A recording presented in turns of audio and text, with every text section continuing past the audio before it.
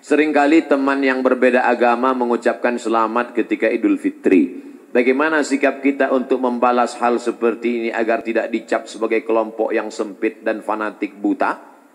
Sampaikan ke dia, brother, kau saudaraku satu bangsa dan setanah air. Aku tidak bisa mengucapkan selamat Natal, karena bagi kami Nabi Isa itu bukan Tuhan, dia adalah Nabi utusan Allah. Dan bagi kami dia tidak lahir tanggal 25 Desember. Kuharap kau tidak tersinggung dengan ini. Kalaupun kau tersinggung, ya nggak apa-apa. Saya punya sahabat tidak Islam, tapi saya sampai hari ini masih teman baik. Dan dia tidak tersinggung karena dia tahu keyakinan saya. Itulah makna persahabatan. Persahabatan itu seperti kepompong. Berawal dari ulat menjadi kupu-kupu. Persahabatan itu kan saling memahami, saling mengerti. Bukan kita mengorbankan akidah kita. Bukan berarti dia ucapkan Idul Fitri 1 Syawal, mohon maaf zahir dan batin, lalu kita balas dengan ucapan yang sama. Tapi di hari baik, di hari yang lain, saya tetap datang bersilaturahim. Saya tetap datang berkunjung ke rumahnya. Dia beri saya minuman kaleng. Dia tahu dalam akidah saya, makan bekas makanan yang tidak halal tidak boleh. Dia kasih saya kue kotak. Dia kasih saya minuman kaleng. Kami saling menjaga sampai hari ini. Bukan berarti saya tidak punya kawan beda agama. Semoga Ustadz selalu sehat. Amin. Diberkahi. Amin. Dirahmati. Amin. Mohon motivasi. Insya Allah. Pemuda yang berhijrah terkadang merasa putus asa. Karena selalu teringat dosa di masa lalu. Kalau kau masih ingat dosa, alhamdulillah. Yang khawatir justru kau nggak ingat dosa. Setelah hijrah kau merasa sudah menjadi penghuni surga, yang lain masuk neraka. Setelah hijrah, bapaknya masuk neraka, emaknya masuk neraka. Yang masuk surga cuma dia, istrinya, sama gurunya. Di kaplingnya surga itu. Memang dia panitia akhirat.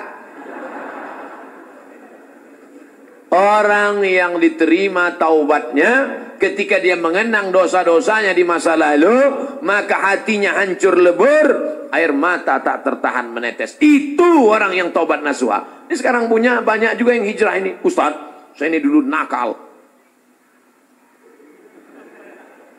Kartu kuning sudah datang. Banyak juga saya ketemu orang yang sudah hijrah taubat. Apa kata dia? Ustadz, saya ini semua minuman sudah saya minum. Semua perempuan sudah saya rasa. Dari Afrika sampai Eropa. Ente taubat apa bangga? Dosa kok bangga? Ini yang taubatnya diterima Allah SWT. Rasa takut kepada Allah. Apa tujuan puasa 30 hari? Ya ayyuhalladzina amanu kutiba alaikumusyamu kama kutiba alal ladzina min qablikum la'allakum takut. Wahai engkau saudaraku, engkau sudah punya rasa takut dalam hati. Dengan bekal takut inilah engkau akan masuk ke dalam surga Allah Subhanahu wa taala. Ada orang minta jasadnya dibakar, abunya di laut dihanyutkan. Kenapa? Karena dia takut. Sebelum zaman Nabi Muhammad SAW. Karena dia takut kepada Allah. Kata Allah SWT, karena dia takut kepada aku, masukkan dia ke dalam surga aku. Makanya di antara doa, Allahumma qasim lana min khasyatika ma tahulu bainana wa baina ma'asik. Tanamkan rasa takut ke dalam hati kami. Sehingga dengan rasa takut itu kami tidak jadi melakukan perbuatan dosa. Pak Ustadz, tadi saya ke mall. Terus, tiba-tiba datang cewek ngasih nomor. Dia ngajak saya jalan. Terus, tiba-tiba datang rasa takut saya Pak Ustadz. Akhirnya saya nggak jadi jalan. Takut sama siapa? Sama suaminya.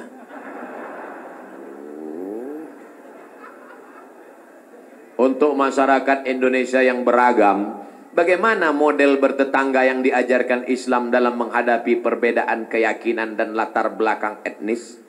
Saya nyewa rumah ngontrak di Mesir di lantai bawah. Di atas namanya Baba Yosef Hana. Baba Yosef Hana, agamanya Kristen Ortodok. Saya bertetangga 2 tahun, dari tahun 2000 sampai 2002. 2002 bulan November pulang. Suatu ketika kami datang mengadu ke Baba Yosef. Baba Yosef, kami tidak sanggup lagi bayar uang sewa rumah.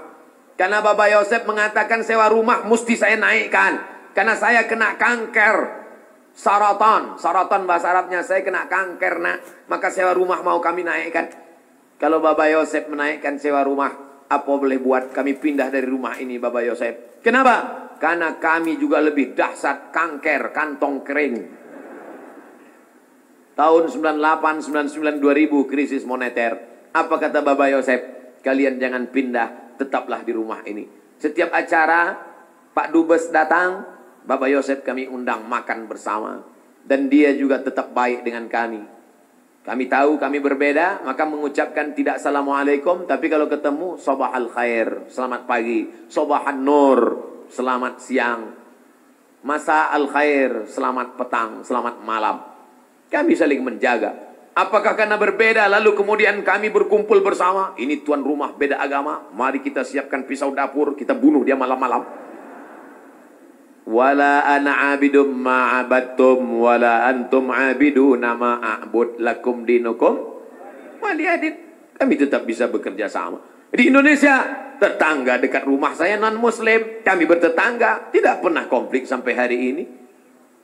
Mereka saya khawatir yang ribut-ribut di internet ini yang nggak bertetangga malah ribut. Manusia gagal paham.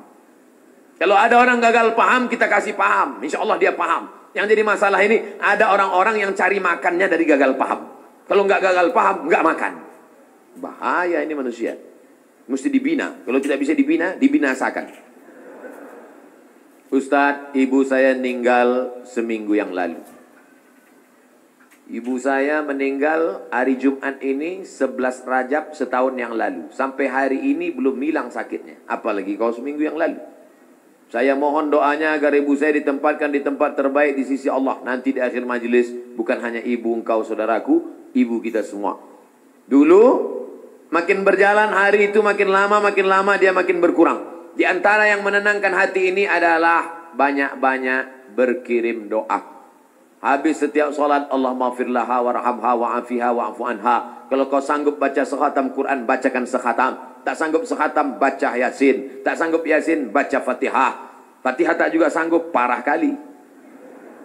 Habis itu pula kalau kau ada duit gaji sedekah, belikan beras 10 kilo, sarden, ikan, kumpul, masukkan ke kresek, serahkan ke anak yatim. Sebutkan, ni anak yatim tolong doakan almarhumah ibu saya. Di mana dulu tempat dia solat, kau buka sajadah solat kau di situ. Menenangkan hati. Wasta'inu bis sabri wassalah. Mintalah tolong kepada Allah dengan sabar dan solat. Saya tahu. Man lam yadhuq, lam ya'rif man lam yadhuq. Orang yang tak meninggal ibunya, tak dapat dia merasakan bagaimana sakitnya kehilangan. Oleh sebab itu maka, yang masih ada ibunya, pulang dari sini, kau belikan makanan kesukaannya, datang ke rumahnya, cium tangannya, suapkan makanan, peluk dia, cium keningnya, senangkan hatinya. Hanya itu yang dapat membuat kau bahagia. Kalau kau ingin rezekimu seperti rezeki raja-raja, perlakukan ayah ibumu seperti raja. Insya Allah semua kesulitan hidupmu akan diberikan Allah kelapangan. Insya Allah. Amin. Ya Rabbal Alamin. Sebelumnya mohon maaf Ustadz, pertanyaan ini keluar dari materi hari ini. Belakangan ini saya lihat banyak perkumpulan orang-orang atau komunitas mengaku Islam modern atau Islam yang bersatu dengan budaya. Bagaimana cara kita memandangnya agar kita tidak disebut musyrik dan diterima di kalangan masyarakat sebagai pecinta budaya daerah? Ini pertanyaannya umum. Kalau mau nanya ke saya masalah hukum fikih, sebutkan secara spesifik satu contoh kasus. Karena kalau cerita masalah budaya, maka saya pecinta budaya. Peci ini agama atau budaya? Budaya. Mana ada hadis Nabi, sahabat, tabi'in, Imam Syafi'i pakai peci? Ini budaya. Saya pakai budaya ini sekarang. Maka kemana-mana saya mau menunjukkan budaya. Ketika di Maroko pun waktu sidang S3 saya pakai. Saya mau menunjukkan saya orang Indonesia. Saya pakai batik. Batik itu budaya? Budaya. Apakah salah saya pakai peci dan batik? Tidak. Ada juga orang mengatakan, jangan pakai batik gambar burung. Gak boleh dibawa sholat. Kenapa? Karena dalam burung itu ada tai. Gimana ceritanya? Saya yang bodoh apa dia yang pintar? Selama budaya itu tidak mengandung unsur kemusyrikan, merusak akidah, maka ada syarat dan ketentuan berlaku. Wala ana abidum ma'abattum wala antum abiduna ma'abud lakum dinukum waliyadin. Karpet ini agama atau budaya? Budaya. Karpet ini budaya. Masjid Nabawi yang asli nggak ada karpetnya. Ini berapa kali budaya. Ini lagi membuat bunga-bunga. Ini budaya semua nih. Bunganya mati lagi. Oleh sebab itu maka bahkan masjid kita pun banyak budaya. Ini bangunan melengkung di tengah. Tiang melengkung di tengah disebut dengan kubah. Kubah itu budaya dari Bizantium, Romawi. Makanya bangunan-bangunan Romawi, coba tengok gereja-gereja ortodok di Moskow, pakai kubah. Orang yang tidak ngerti dia tengok, loh kok ada masjid di Moskow? Padahal itu katedral. Bangunan itu adalah budaya Eropa, budaya Bizantium, budaya Romawi kuno. Diambil. Maka tidak jadi masalah, karena tidak terkait dengan akidah. Begitu juga dengan tiang menara masjid. Itu bukan agama, itu budaya. Karena dulu di Mesir ada namanya tiang tinggi tempat api di tepi laut. Supaya para nelayan kalau tengah malam jangan sampai kapalnya nabrak ke pantai. Maka disebutlah tempat itu mercusuar. Sehingga di tengah malam dia ngelihat. Waktu itu belum ada GPRS. Maka dia lihat, oh kita udah dekat di tepi pantai. Maka layar mesti diarahkan ke melawan angin. Supaya kapal tidak laju. Supaya tidak kencang. Lalu kemudian ketika orang Islam melihat ada menara tinggi, apinya dibuang, muazzinnya naik ke atas. Allahu Akbar, Allahu Akbar. Sekarang muazzinnya di bawah, mikrofonnya ke atas. Sound systemnya di atas. Sekarang nggak ada lagi kabel, wireless.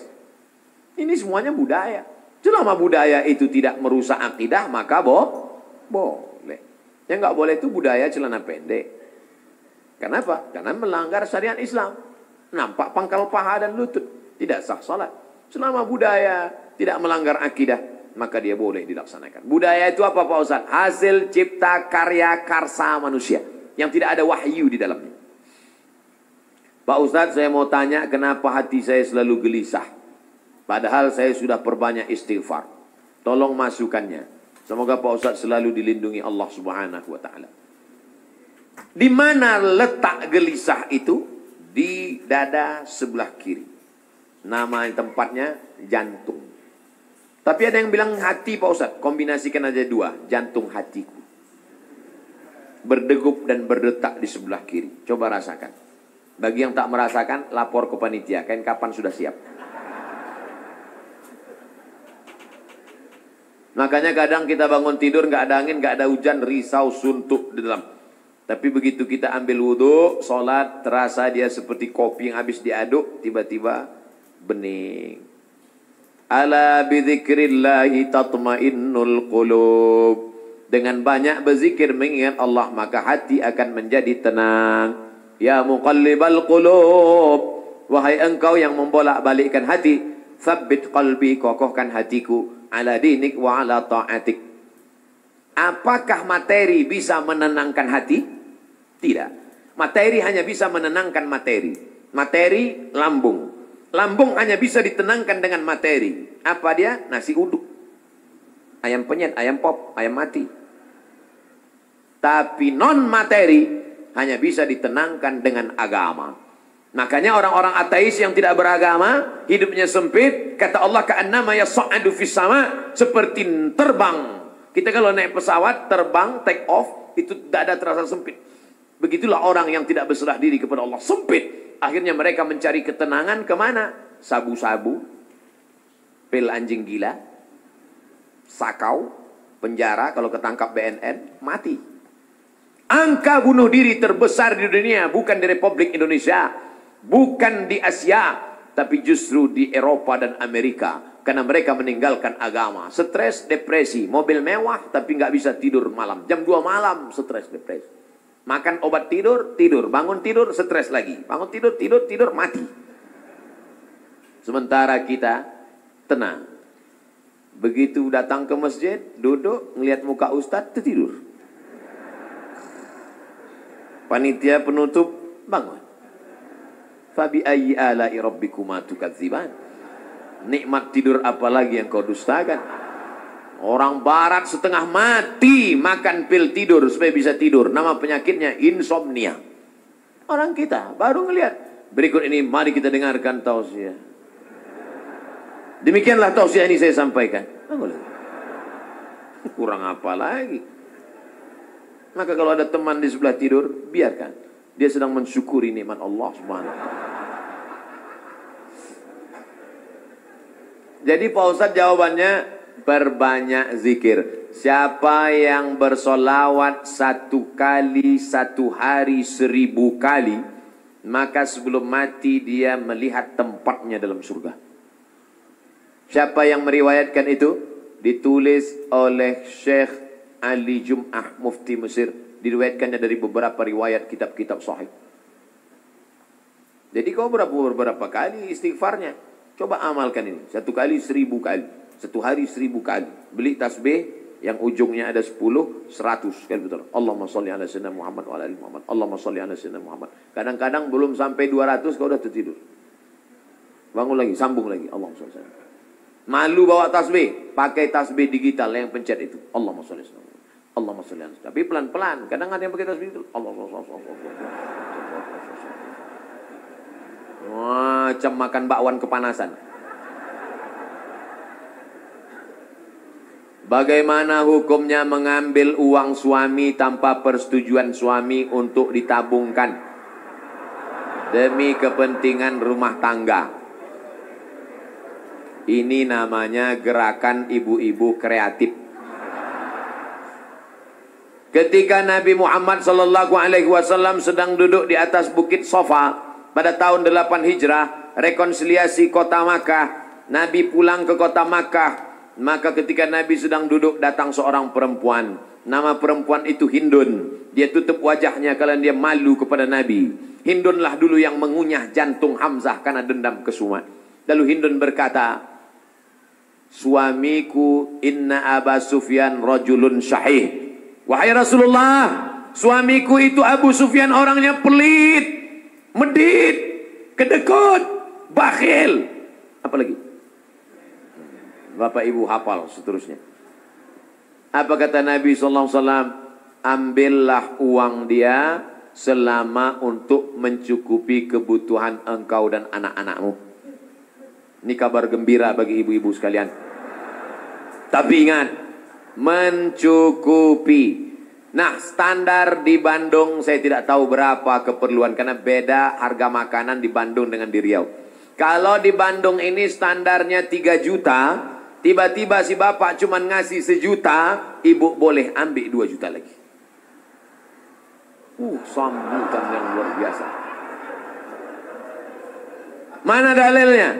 Itu ayat bapak bapak baca waktu akad. Wa ashiruhunna bil ma'ruf.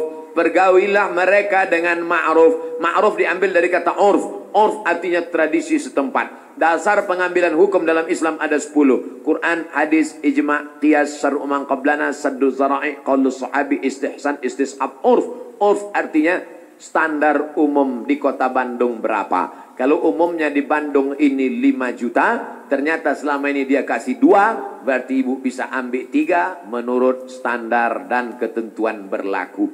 Tapi lebih dari ini tanggung dosanya, saya nggak ikut-ikutan. Saya nggak mau nanti terhalang masuk surga gara-gara ini.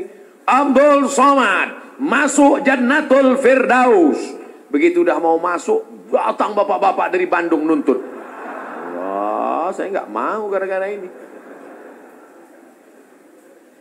Di lingkungan tempat tinggal ada anak yatim. Kita insya Allah bersedekah. Tapi di saat ada keluarga yang sangat butuh bantuan, gimana Pak Ustadz? Wal jari dzil qurba wal jaril junubi. Ada tetangga tapi enggak kerabat, tapi ada tetangga dan ada hubungan kerabat keluarga, maka yang didahulukan adalah yang ada hubungan kerabat. Itu kaedahnya. Baik dalam hal membantu maupun dalam hal pergi kondangan.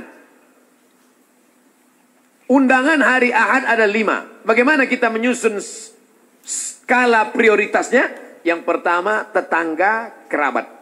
Habis itu tetangga tidak kerabat. Habis itu teman sekantor. Ring 1, ring 2 gitu. Dalam hal ini boleh nepotisme. Sekarang orang enggak. Kalau ada undangan 5, yang pertama pejabat, orang kaya, tetangga yang miskin enggak punya apa-apa, yang kira-kira cuma makan sayur sama telur ayam. Ini enggak benar. Oleh sebab itu dalam hal membantu, bantu dulu keluarga. Tapi sekarang orang lebih mau bantu orang lain daripada bantu keluarga. Kenapa kamu lebih mau bantu orang lain daripada keluarga? Kalau bantu orang lain, pujiannya melambung. Kalau bantu keluarga, masa cuma ngasih segini? Oleh sebab itu maka setiap keluarga membantu keluarganya, skala prioritas, tapi setelah itu tetap membantu fakir miskin, anak yatim. Ara'aitalladzi yukadzibu biddin? Tahukah kamu siapa itu orang yang mendustakan agama? Orang yang mendustakan agama bukan orang sekuler liberal. Orang mendustakan agama adalah fadzalikal ladzi yad'ul yatim, menyanyiakan anak yatim, wala yahuddu ala ta'amil miskin, membiarkan fakir miskin. Wa fawailul lil musallin, lalai dalam salat. Alladzina hum an salatihim sahun alladzina hum yura'un, riya, wa yamna'unal ma'un, melarang orang berbuat baik, tolong menolong. 5 ini mudah-mudahan kita tidak termasuk dalam pendusta agama. Ustadz, tolong doakan muslim saudara kita di India. Itulah senjata kita terakhir. Kalau ada lembaga-lembaga yang terpercaya memberikan dana, maka kirimkan dana untuk membantu rumah mereka yang yang terbakar, saudara mereka yang terkapar, rumah mereka yang hancur, sumur bor, sekolah anak-anak pengungsi. Dulu Suriah, Palestina, Bosnia Herzegovina, Uighur, Rohingya. Coba perhatikan. Palestina, Bosnia Herzegovina dibantai oleh Slobodan Milosevic, Ali Izzet Begovic, Hanbis presidennya, matang Uighur, datang Rohingya, sekarang India. Walaupun berbeda-beda tempat, tapi substansi maknanya sama. Mengapa mereka disiksa? Pertama, karena mereka lahir dalam keadaan la ilaha illallah Muhammadur Rasulullah. Yang kedua, karena mereka minoritas. Gimana-mana kalau kita minoritas, habis kita dibantai. Tapi kalau kita mayoritas, maka kita selalu menjaga kedamaian, keselamatan. Karena kita adalah agama Islam. Islam berasal dari kata salam. Salam artinya damai.